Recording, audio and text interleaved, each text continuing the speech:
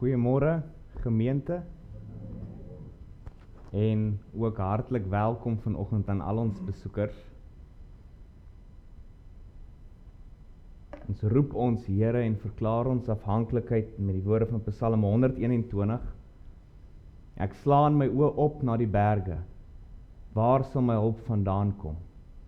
My hulp is van die Here wat hemel en aarde gemaak het. En dan wanneer ons so roep, dan antwoord die Here ons. Genade, barmhartigheid, vrede van God die Vader en die Here Jesus Christus, ons verlosser. Amen. Ons het geroep en God het geluister. Hy het geantwoord met sy seun. So kom ons loof hom dan, Psalm 138. Ons loof hom vir sy heerskappy, sy bewaring, selfs teen die magtigste vyande. Psalm 130 en daarvan vers 1 en 4.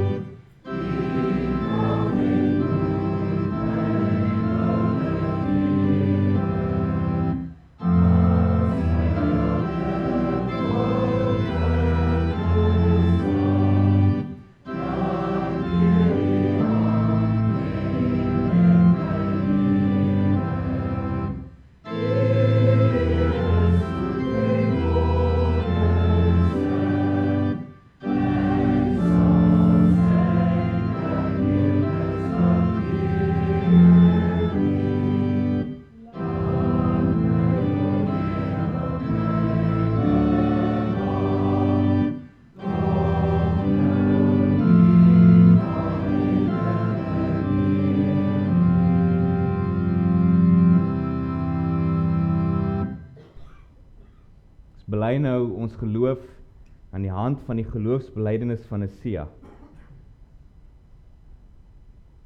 Ons glo in een God, die almagtige Vader, die skepper van hemel en aarde, van alle sigbare en onsigbare dinge.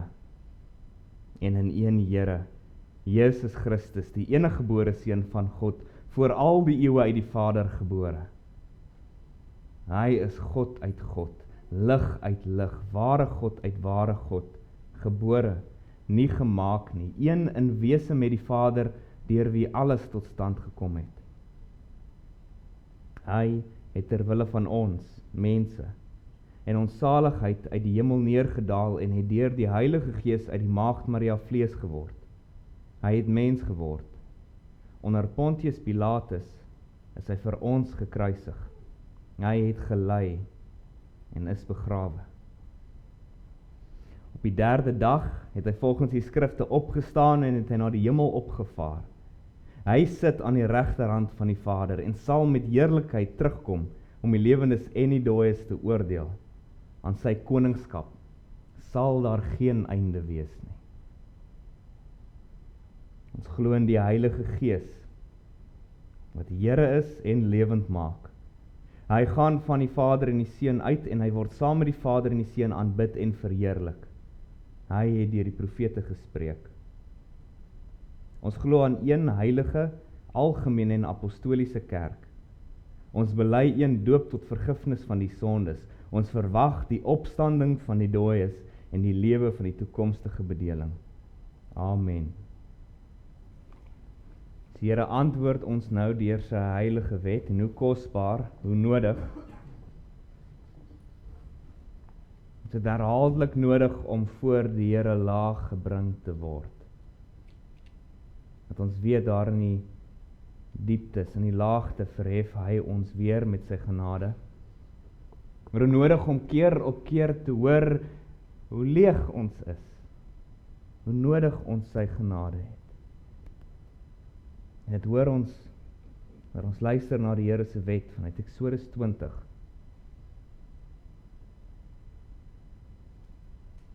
Toe het God al hierdie woorde gespreek en gesê, ek is die Here jou God, wat jou uit Egipte land, uit die slawehuis uitgelei het.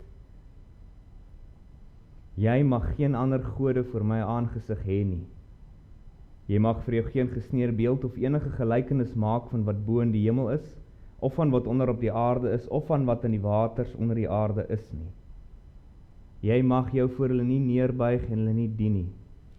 Want ek, die Here jou God, is 'n jaloerse God, wat die misdaad van die vaders besoek aan die kinders, aan die derde en aan die vierde geslag van die wat my haat. En ek bewys barmhartigheid aan duisende van die wat my liefhet en my gebooie onderhou. Jy mag die naam van die Here jou God nie ydelik gebruik nie, want die Here sal die een wat sy naam ydelik gebruik nie ongestraf laat bly nie. Gedenk die Sabbatdag, dat jy dit heilig. 6 dae moet jy arbei en al jou werk doen, maar die 7de dag is die Sabbat van die Here jou God, dan mag jy geen werk doen nie. Jy of jou seun of jou dogter of jou dienskneg of jou diensmaagd of jou vee of jou vreemdeling wat in jou poorte is nie. Want in 6 dae het die Here die hemel en die aarde gemaak, die see en alles wat daarin is. Op die 7de dag het hy gerus. Daarom het die Here die Sabbatdag geseën en dit geheilig. Eer jou vader en jou moeder, dat jou dae verleng mag word in die land wat die Here jou God aan jou gee. Jy mag nie doodslaan nie. Jy mag nie egbreek nie. Jy mag nie steel nie. Jy mag geen valse getuienis teen jou naaste spreek nie. Jy mag nie jou naaste se huis begeer nie. Jy mag nie jou naaste se vrou begeer nie, of sy dienskneg, of sy diensmaagd, of sy os, of sy esel, of iets wat van jou naaste is nie. Ons antwoord ons Here nou op sy wet met Psalm 40, in vers 6, sing ons van die begrip, die besef wat die Gees deur die wet op ons bring, van ons nood en ons sonde, en ons pleit vir vergifnis. En ons pleit dit juis omdat God dit beloof. En in vers 8 dan prys ons God vir sy vergifnis. Psalm 40, daarvan vers 6 en 8.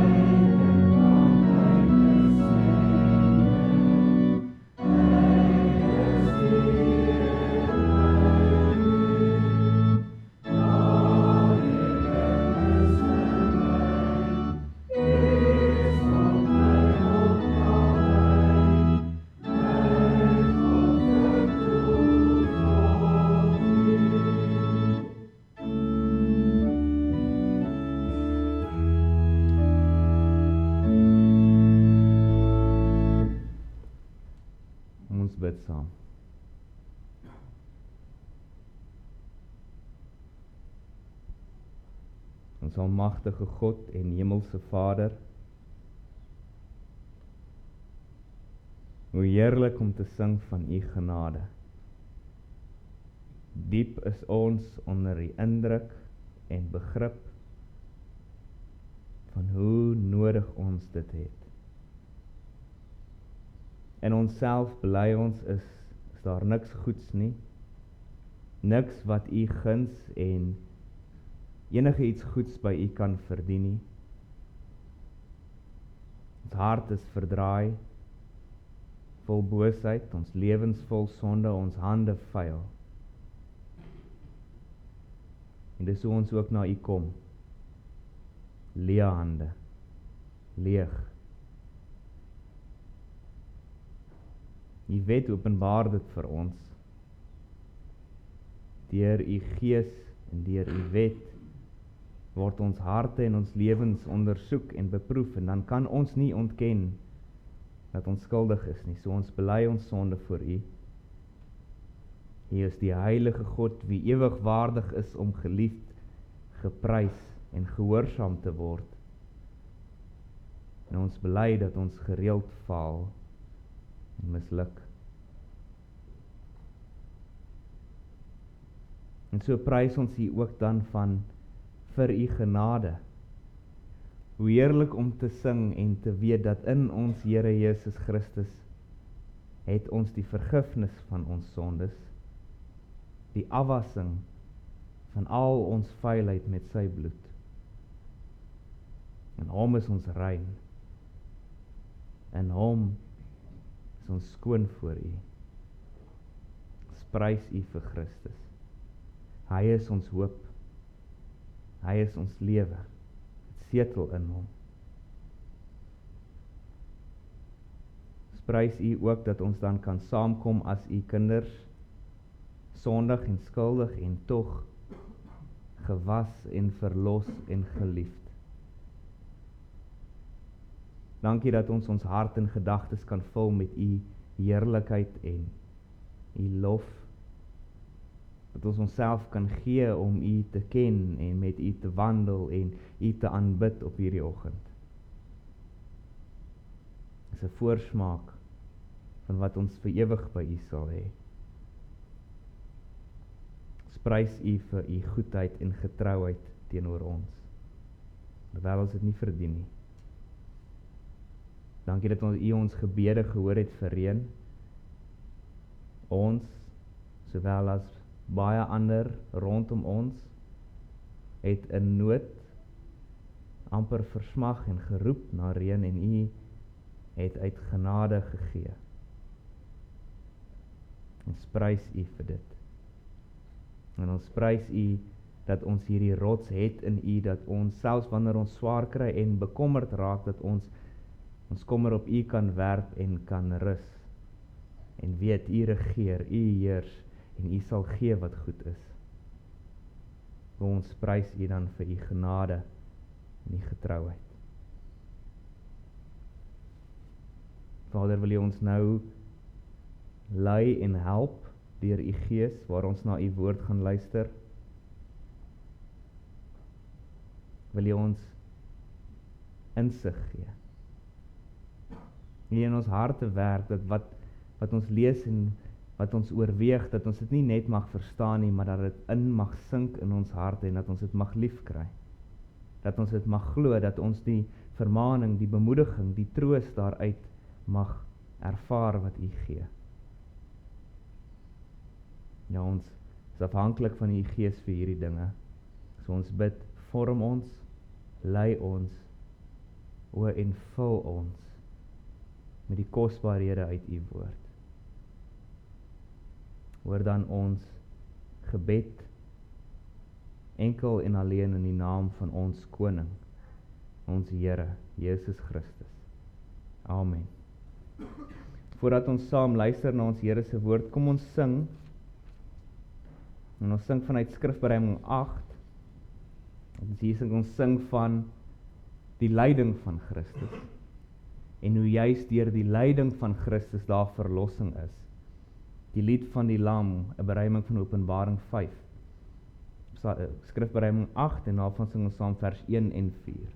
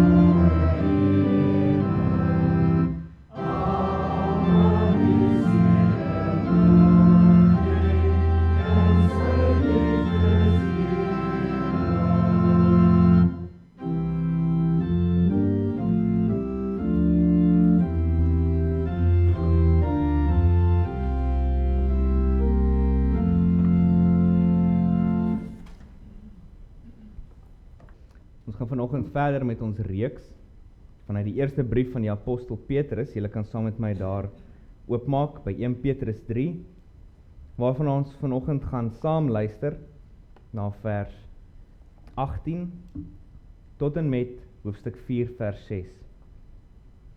Ons moet verstaan net weer eens wat die gemeente waaraan Petrus hier skryf ervaar het. Hulle het verdrukking ervaar, hulle het gelei terwille van hulle getrouheid aan Christus. En dit was taamlik gemeng. Ek dink wanneer ons baie keer dink aan die vroeë kerk se lyding vir hulle geloof, dan het ons hierdie eenvoudige idee van hulle moes wegkruip in hulle huise en as iemand uitvind hulle is 'n Christen, dan was hulle of in die tronk gegooi of doodgemaak. En verseker, daar was sulke tye en daar was sulke plekke gewees. Maar die vlak en die vorm van verdrukking en lyding terwille van getrouheid aan Christus was maar gemeng. Op sommige plekke daardie ernstige verdrukking van tronkstraf en die dood, en op ander plekke het sommige hulle werk verloor, omdat hulle getrou gebly het aan Christus en nie deelgeneem het aan die goddelose praktyke of afgoderry nie. Baie sou bespot en beswadder word, omdat hulle nie deelneem en soos die wêreld optree nie, maar heilig probeer wees. Daar is van hulle kwaad gespreek deur die heidene, sowel as die Jode. Hulle was beswadder, afgemaak as opstokers, skeermakers, rebelle, liefdeloos. Dit moet net vir jou 'n breë prentjie gee van min of meer wat die soort verdrukking en lyding was wat Petrus hulle ervaar het. Maar die rede waarom ons daarop moet fokus is want in ons tyd vandag is dit nie so ver van ons af soos wat ons geneig is om te dink nie. Ons kry 'n teks soos hierdie met troos en bemoediging en verklaring van lyding terwille van getrouheid aan Christus, en ons plaas dit daar. Dis iets wat gebeur het in Petrus se tyd, en dit sal dalk eendag weer so wees hier, maar dit is nie nou so nie. En in 'n opsig is dit waar. Ons word nie nou in die tronk gegooi of vermoor vir getrouheid aan Christus nie.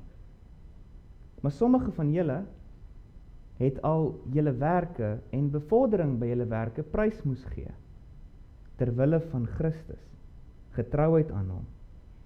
Sommige van julle sal deur mense of groepe bestempel as kortsigtig, liefdeloos, wetties, oudtyds, en hoe dit ook al sê, net omdat jy strewe om te doen wat reg is. En as jy nog nie enige van hierdie soort lyding ervaar het nie, jy sal vandag al, in vandag se tyd, dien jy groei in jou getrouheid aan Christus en sy wil, kan dit nie anders nie. Wat Petrus dan in hierdie teks doen, is hy gee vir ons 'n verklaring, 'n troos vir die onregverdige lyding wat ons ervaar in hierdie wêreld. En sy punt in hierdie verse is dit: die kerk van Christus moet en sal onregverdig ly, want dit is juis hoe Christus sy oorwinning behaal en bevestig het. Ons is gedoop, nie slegs in Christus se oorwinning in nie, maar ook in sy lyding. Indien ons deel het aan Christus se oorwinning, sal ons dus ook deel hê aan sy lyding. Kosbaarheid van die doop, ons word verenig met Christus, in hom geplaas. Daarom, wanneer ons lyding en verdrukking ervaar, omdat ons aan Christus getrou wil wees in ons lewens, omdat ons wil doen wat reg is, wat ons weet hy van ons verwag, dan moet ons dit juis beskou as bevestiging van ons eenheid met hom. En des te meer volhard in daardie getrouheid aan hom, daardie soeke na sy wil in alles in ons lewens. Ons luister dan saam na 1 Petrus 3, vanaf vers 18 tot hoofstuk 4 vers 6, waar ons sal fokus vandag op hierdie verse, vers 18 tot 22 van hoofstuk 3. 1 Petrus 3 vanaf vers 18. Want Christus het ook eenmaal vir die sondes gely, hy die regverdige vir die onregverdiges, om ons tot God te bring. Hy wat wel gedood is na die vlees, maar lewend gemaak deur die Gees, in wie hy ook heen gegaan het en gepreek het vir die geeste in die gevangenis, wat eertyds ongehoorsaam was toe die lankmoedigheid van God eenmaal gewag het in die dae van Noag, onderwyl die ark gereed gemaak is, waarin weinig, dit is 8 siele deur die water heen gered is, waarvan die teebeeld, die doop, ons ook nou red, nie as 'n aflegging van die vuilheid van die vlees nie, maar as 'n bede tot God om 'n goeie gewete, deur die opstanding van Jesus Christus, wat heen gegaan het na die hemel en aan die regterhand van God is, terwyl engele en magte en kragte aan hom onderwerp is. Omdat Christus dan vir ons na die vlees gelei het, moet julle jou ook bewapen met dieselfde gedagte, dat wie na die vlees gelei het, opgehou het met die sonde, om die oorige tyd in die vlees nie meer volgens die begeerlikhede van die mense te leef nie, maar volgens die wil van God. Want dit is genoeg dat ons die afgelope lewenstyd die wil van die heidene volbring het, deur te wandel in ongebondenheid, begeerlikheid, dronkenskap, rasserye, drinkpartye en ongeoorloofde afgoderry. Daarom vind hulle dit vreemd as julle nie saamloop in dieselfde uitgieting van losbandigheid nie en hulle laster. Hulle sal rekenskap gee aan hom wat gereed staan om die lewende en die dode te oordeel. Want daarom is ook die evangelie aan die dode die evangelie verkondig, sodat hulle wel geoordeel kan word na die mens in die vlees, maar lewe na God in die gees. En so ver. Vers 18 tot 20 van hoofstuk 3 is een van die moeilikste tekste in die ganse Nuwe Testament. En ek is in goeie geselskap as ek dit sê. Teoloog op teoloog deur die eeue. En is 'n moeilike, een van die moeilikste tekste. Daar is uiteenlopende verklaringe oor presies wat hierdie verse beteken, waarna dit verwys, wat Petrus hier bedoel. En is uiteenlopende verklaringe van mense wat oor die algemeen en alles anders saamstem. En daarom wanneer ons hierdie verse gaan hanteer en dit ontleed en soek vir wat die Here ons hierin leer, doen ons dit maar met groot nederigheid, afhanklikheid van die Gees om ons te lei. Die moeilike deel van hierdie verse beslaan die tweede deel van vers 18, waar daar gesê word, dat Jesus in die gees heen gegaan het en gepreek het aan die geeste in die gevangenis. 'n Geliefde interpretasie van hierdie verse moet ons sommer van die staanspoor af weer lê. En dit is die gedagte dat daar aan die mens na sy dood 'n tweede kans gegee word om hom te bekeer en gered te word.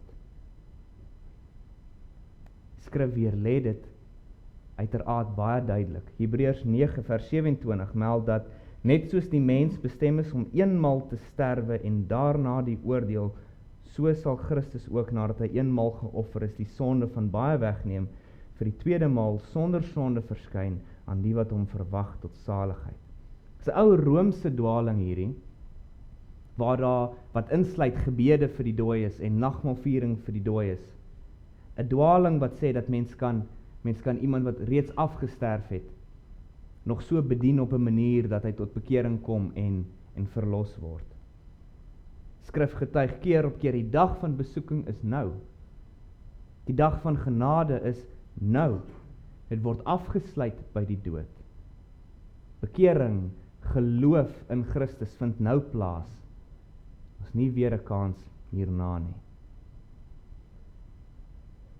Sommige wil dan hierdie vers ook verbind met ons frase in die apostoliese geloofsbelijdenis, waar ons bly ons Here Jesus het neergedaal na die hel. Maar soos wat jy ook sal sien in ons belydenisskrif in die Heidelbergse katekisme, wat ons bely met daardie uitdrukking dat Jesus neergedaal het na die hel, is nie dat sy siel fisies na sy afsterwe na die hel toe was nie, na 'n plek, na die doderyk toe was nie. Nee, ons bely die angs, die pyn, die wraak en straf van God, wat die hel is. Dis inderdaad wat ons moes skryf vir ons sondes, maar hy het dit in ons plek op sy liggaam en siel geneem, daar aan die kruis. En toe daar die helse straf klaar gedrink is, het hy die woorde gespreek, dit is volbring. Al die lyding wat ons geestelik moet ontvang vir ons sondes eendag, het hy aan die kruis opgedrink. Toe hy sy asem uitblaas, was daar niks oor om gestraf te word nie. En daarom het hy nie letterlik neergedaal na die doderyk of na die hel nie. Goed, maar waarvan praat die apostel Petrus dan hier? Wat sê hy? Want hierdie teks los ons dan met vrae. Wanneer het Christus hierdie gedoen? Wat was die inhoud van sy prediking? Wat het hy gesê? Wie is hierdie geeste in die gevangenis wat ongehoorsaam was in Noag se dae? En hoe op aarde pas hierdie twee verse in by die boodskap wat Petrus vir ons gee, die troos, die bemoediging wat hy gee vanuit hierdie teks?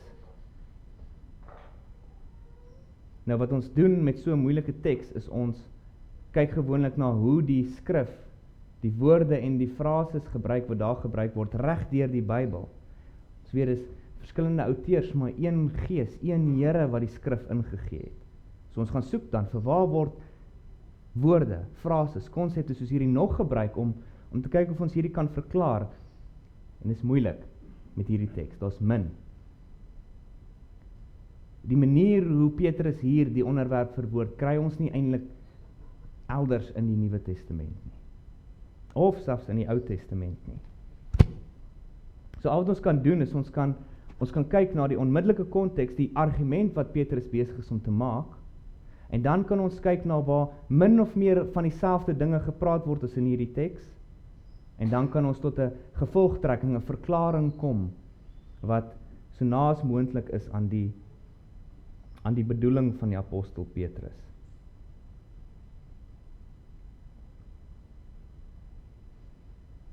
En hier is wat dan blyk om die korrekte verklaring te wees. En dit is dan kosbaar om te sien hoe Petrus dit gebruik in sy argument en dit bydra tot sy boodskap. Die geeste in die gevangenis verwys nie na mense nie. Nee, dit verwys na die bose, gevalle engele, magtige vyande van God. Ons lees dat daar saam met die duiwel 'n aantal engele gerebelleer het teen God en sondig geword het, geval het, neergewerp is uit die hemel. Hierdie gevalle engele dien dan as knegte van die ryk van Satan. Wanneer ons blaai na die sondvloed toe, want dit is tog waarvan hier gepraat word, die geeste wat ongehoorsaam was in die tyd van Noag. So ons gaan na Noag toe, na die sondvloed toe, en ons ondersoek daar wat die oploop, die opbou was tot die sondvloed, dan sien ons dis die mens se uitnemende verdorwenheid, buitengewone vlakke van boosheid en verdorwenheid. En wanneer ons kyk na die eerste gedeelte van Genesis 6, dan blyk dit asof hierdie gevalle engele moontlik 'n invloed uitgeoefen het op die mens in daardie tyd. En dis die verklaring waarmee ons dan werk hier. Weer eens, daar's verskil in die gereformeerde wêreld oor dit. Daar's verskil in verklaringe, maar kom ons kyk na die argument wat Petrus hier maak. En so toets ons dan die verklaring. Net 'n paar dinge om nog hierdie verklaring te toets. Ons sien in die tweede brief van die apostel Petrus en in die boek Judas, ons hoor daar dat God hierdie engele, hierdie gevalle engele, in bande van duisternis hou. Hulle het hulle eie woning verlaat en hulle eie beginsel verlaat, hierdie engele, en nou is hulle oorgegee aan boeye in bewaring tot die dag van oordeel. Wanneer ons ook kyk na die woorde wat Petrus gebruik hier in hierdie verse, dan let ons dinge op. Soos wanneer Petrus praat van die binnekant, die gees van 'n mens, oor die algemeen dan gebruik hy nie die woord gees nie, hy gebruik die woord siel. Waar gees gebruik word, word dit gereeld verwys nie na die mens toe nie. Die hel, die doderyk, waar die afgestorwe siele van ongelowiges gaan, word ook nooit die gevangenis genoem nie. Het word baie dinge genoem, maar nie die gevangenis nie. Die woord vir preek, dit wat Christus hier gedoen het teenoor daardie engele, is nie die woord van verkondig die evangelie met die oog om bekering te werk nie. Hierdie woord wat hier gebruik word, is die woord vir herhoud, verklaring, afkondiging, aankondiging van 'n waarheid. So in samevatting dan, Christus is gedood na die vlees, aan die kruis het hy gesterwe, maar hy is lewend gemaak deur die gees, hy het opgestaan, en in die gees het hy toe, na sy opstanding, sy oorwinning aan hierdie magtige, ou vyande teen hom en sy ryk, wat in boeye in die gevangenis gehou word, hierdie gevalle engele, het hy homself sy oorwinning gaan aankondig. Dit gaan herhoud teenoor hulle. En wanneer ons dan na Petrus se boodskap in hierdie teks kyk, dan sien mens die kosbaarheid van dit raak. So kyk saam met my na vers 18. Want Christus het ook eenmaal vir die sondes gelei, hy die regverdige vir die onregverdiges, om ons na God, tot God te bring. So, Petrus sê aan die begin van die argument, kyk na Christus se onregverdige lyding. Kyk wat het dit bereik. Hy het nie verdien om te ly weens hierdie of daardie sonde nie. Hy was die regverdige, die vlekkelose lam. Hy het gely omdat hy ons sonde op hom geneem het en die skuld op homself geneem het, sodat die straf wat ons daarvoor moet kry nie op ons sal kom nie, maar op hom. Vir die duiwel en sy duister ryk het dit op daardie oomblik beslis geblyk asof hulle die koninkryk van God wat aan die kom was gekeer het. Christus kom as koning na sy aarde en na sy mense toe, volgens die skrif, volgens die profeseë. Hier kom die koning, die demone wat die mense besete ingevaar het en hulle besit het, kom voor Christus en sê, het u voor die tyd gekom om ons te pynig. Hulle weet dis die koning, maar kyk wat gebeur hier aan die einde, daar hang die koning. Verwerp, gespot, gemartel en gedood. Dit blyk dat die duisternis oorwin het. Maar kyk na die resultaat. Kyk na wat Christus deur hierdie lyding bereik het. Hy het ons tot God gebring. Dit wat ons skei van God af, ons sonde. het op homself geneem. Hy het ons tot God gebring, en so het hy oorwin. Hy het juis deur sy lyding oorwin. Hoe kosbaar is dit nie? Die krag van ons Here, die heerlikheid, dat hy juis deur sy lyding, sy vernedering oorwin. Die mag wat die Satan oor ons gehad het, was ons sonde. Deur jou voor God te beskuldig en aan te kla oor jou sonde, het hy verseker dat jy vir ewig van God verwyder sou wees. Maar elke druppel sonde neem Jesus op homself. En hy ervaar, hy vat die lyding daarvoor in jou plek, sodat jy nie hoef nie. Sodat wanneer jy eendag sterf, daar niks teen jou siel, teen jou rekening gehou kan wees nie. Niks waaroor die Satan jou kan beskuldig nie. En so word jy na God gebring. So het Christus oorwin. Hy het sy ryk gevestig, sy gelowiges losgekoop. Hoe? Deur te ly. Dis die punt van vers 18. En dan vers 18 tot 20 wat Petrus dan sê, Jesus het na sy oorwinning, wat kragtig verklaar is deur sy opstanding, in die gees die oorwinning gaan afkondig, ook aan die geeste in die gevangenis, hulle wat in Noag se tyd opgestaan het, en hulle wat in Noag se tyd invloed uitgeoefen het, teen hom en sy ryk. Deur die booste geeste se werking het Jesus gelei. Ons hoor dit, net voor Judas vir Jesus vraai, hoor ons die Satan vaar vir Judas in. So ons weet, dit wat met ons Here Jesus gebeur het, daardie lyding was die werk van die bose. Deur die bose het Jesus gelei en is hy gedood. Maar hy het hulle oorwin, juis deur daardie lyding. Wat Petrus dan in hierdie verse sê is dit, wanneer jy onregverdig ly, weens getrouheid aan Christus. Onthou, hy het ook onregverdig gely, en kyk hoe dit juis deur sy lyding is wat hy oorwin het, selfs oor die magtigste, oudste vyande van sy ryk. Dit is dan die patroon. Lyding wat onverdiend gedra word, en finale oorwinning juis deur hierdie lyding. Nou wanneer ons gedoop word, dan word ons in Christus gedoop, dan word ons in hierdie patroon ingedoop. Dis waarom Petrus dan die doop hierso betrek, wanneer hy kom by vers 21. Ons word nie slegs in Christus se oorwinning ingedoop nie, ons word in Christus ingedoop. In hierdie patroon in. Lyding, en deur die lyding oorwinning. En dis Petrus se punt met hierdie volgende verse. Deur jou doop is jy verenig met Christus, jy's in hom gedoop. Indien jy verenig is met hom, dan sal jy deel hê aan sy oorwinning. Oorwinning oor die bose, oorwinning oor die dood. Maar jy sal ook deel hê aan sy lyding. Jou lyding ter wille van getrouheid aan Christus is nie 'n vreemde ding nie. Dit is nie die bose wat oorwin nie. Dit is jou ervaring van eenheid met Christus. Dit word vir ons geleer deur die doop.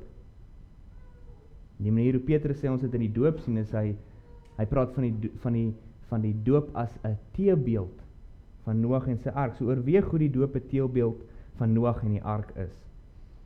Daar word gesê dat die doop ons nou red soos die ark van Noag en sy gesin. Het is opmerklik hier dat nêrens in die Bybel enige melding gemaak word van Noag se gesin, se geloof en hulle getrouheid nie. Nêrens waar ons van Noag en die ark lees ons enigiets van sy gesin nie. Hulle word in die ark geplaas saam met Noag, alleen weens God se genade en verbond met Noag. Reg deur die skrif sien ons hierdie verbondshandeling, hierdie verbondsgenade van God. Dat hy nie net met ons wat glo die verbond sluit en ons in die ark plaas nie, maar ook ons kinders saam met ons. Soos met Noag en sy gesin. Die ark het Noag en sy gesin gered deur skeiding te maak tussen hulle en die ongelowige wêreld, die verdorwe wêreld. Noag en sy gesin is werklik gered in die ark, bewaar terwyl die oordeel van God oor die wêreld kom, maar tog was hulle nie finaal gered nie. Toe hulle van die ark afklim, moes hulle in hierdie verbondsverhouding wat God nou met hulle gevestig gesluit het, hierdie redding wat hy klaar gegee het, hulle moes nou daarin voortlewe. Met droefheid sien ons dan hoe Noag se seun Gam dit nie doen nie. Hy keer terug na die wêreld en die lewenswyse van die wêreld en word dan 'n vervloeking. So word ons en ons kinders ook deur die doop in Christus as ons ark van redding geplaas. Deur die doop word ons in Christus begrawe, soos Noag in die ark. Daar word skeiding gemaak tussen ons en die verdorwe wêreld, tussen ons kinders en die kinders van die wêreld. Daar is 'n werklike redding, 'n werklike heiliging, 'n werklike bewaring wat plaasvind by die doop, maar tog nie 'n finale redding nie. Soos met Noag en sy gesin, na hulle van die ark afgeklim het, moet ons en ons kinders in hierdie verbondsverhouding met God voortleef. Dis waarom ek hoofstuk 4 ook gelees het, waarna ons volgende week sal kyk. Dit is juis hierdie, die oproep. Soos Noag hulle nou van die ark afgeklim het, so nou lewe in 'n nuwe lewe, in hierdie verbondverhouding met God.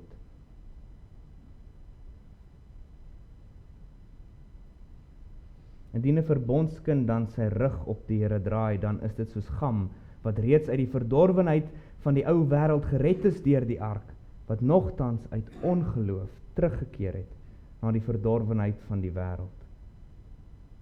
Die doop verseël dus nie dat ons of ons kinders finaal ewig verlos is nie. Dit gebeur slegs deur die geloof. Die doop verseël wel dat ons en ons kinders nie meer aan hierdie verdorwe wêreld behoort nie. Nie aan sy ryk behoort nie, maar aan die genadige ryk van God. En hierdie redding geskied ook nie deur die fisiese ritueel van die doop nie. So Petrus sê in vers 21, nie as 'n aflegging van die vuilheid van die vlees nie, maar as 'n bede tot God om 'n goeie gewete. In Christus het ons 'n goeie of 'n skoon gewete, want ons weet, alhoewel ons sonde het en doen, daardie sonde en skuld nie op ons lê nie, maar deur die bloed van Christus afgewas word. Wanneer ons dus in Christus gedoop word, word ons hoop, ons verwagting op hom en sy bloed geplaas, om ons siel te was van ons sonde en ons so 'n goeie gewete te gee. Ons kan dit dan so beskou, soos die ark self nie Noag en sy gesin gered het nie, maar in God se genade geplaas en bewaar het. So red die ritueel van die doop, die water wat ons op die kind se kop sit, my water self, red ons ook nie, maar dit rig ons hoop en ons verwagting tot Christus en sy bloed, om ons te reinig. Petrus se punt met die doop hier is dan dit, jy wat ly en onregverdig leed verdra, dis juis 'n bevestiging van jou doop, dat jy verenig is met Christus, in hierdie patroon van Christus ingedoop word, waar hy ly, onregverdig ly, en daardeur juis oorwin. Moenie moedeloos word nie. Moenie Christus as Here betwyfel nie. Moenie verbaas wees asof iets vreemds oor jou kom nie. Dit voel nie reg nie, dit voel soms asof getrouheid in die Here nie die moeite werd is nie. Seën God nie die wie getrou is aan hom nie, en nou ly ek. Dis 'n vraag wat ons vra. Maar onthou dit, jy is in Christus gedoop. Jy is nou verenig met hom.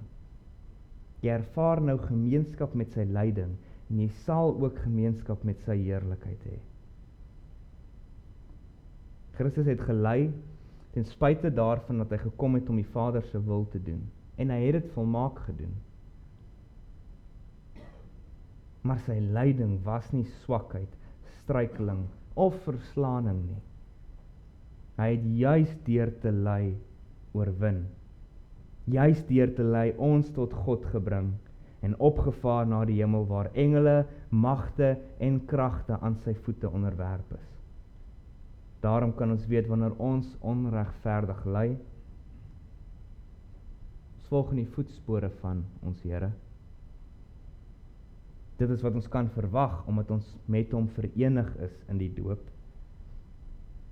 Soos wat ons gemeenskap het aan sy lyding, so sal ons ook gemeenskap hê aan sy oorwinning en heerlikheid. Amen.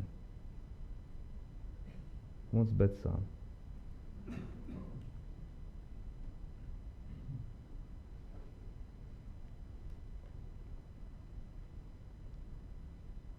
Ons Vader wat in die hemel is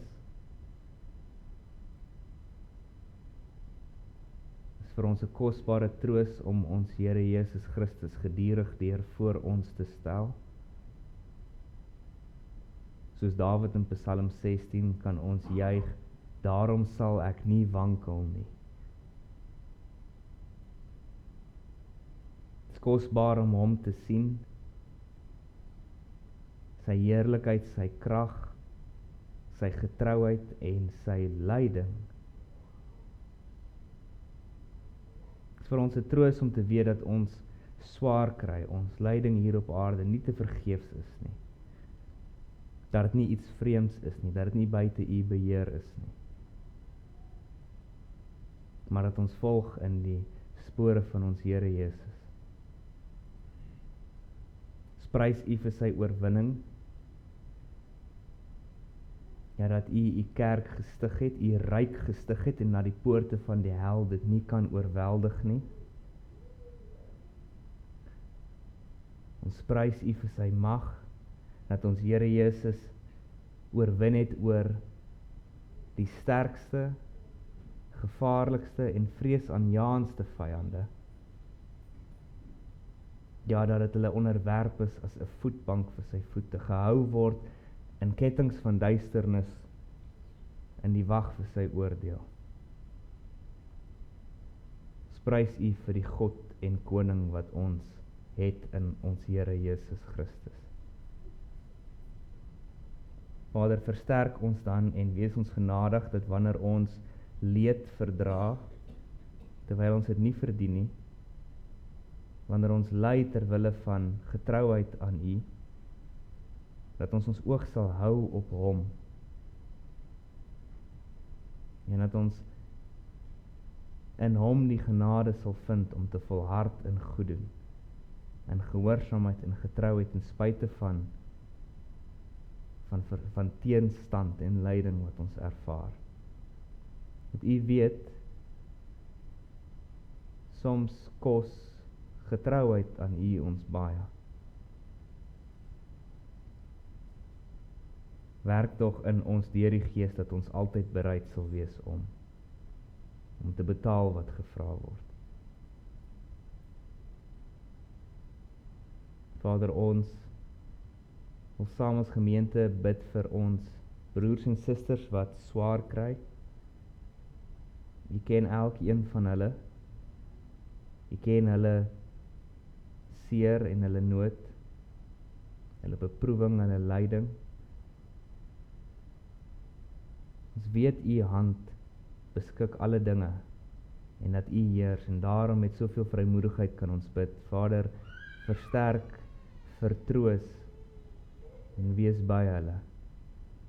Gee tog uitkoms op u bestemde tyd en wil u hulle ook dra in hierdie tyd van beproewing. Vader, ons bid dat u met ons sal wees, elkeen persoonlik en ook ons as gemeente. Wil u, soos wat u getrou nog altyd doen, vir ons aanhou gee wat vir ons goed is. Seën ons. Ons bid in die besonder vir die kerkraadsvergadering wat voorlê. Wil u herders vul met wysheid, gehoorsaamheid, liefde. Ja, bewaar ons gemeente tog, in alles, deur alles, en seën haar. Hoor dan ons gebed, om ons Here Jesus Christus se naam ontwil. Amen. Ons antwoord nou ons Here deur saam te sing van Psalm 126. Dit is 'n kosbare psalm waar ons sing van Israel se verlossing en die blydskap wat dit gewek het. Groot blydskap, maar daar het toe weer verdrukking en lyding gekom. En dan hoor ons God sal hierdie lyding en verdrukking seën deur oorwinning te gee en uitkoms, want hy is getrou aan sy kinders. Psalm 126 en daarvan vers 1, 2 en 3.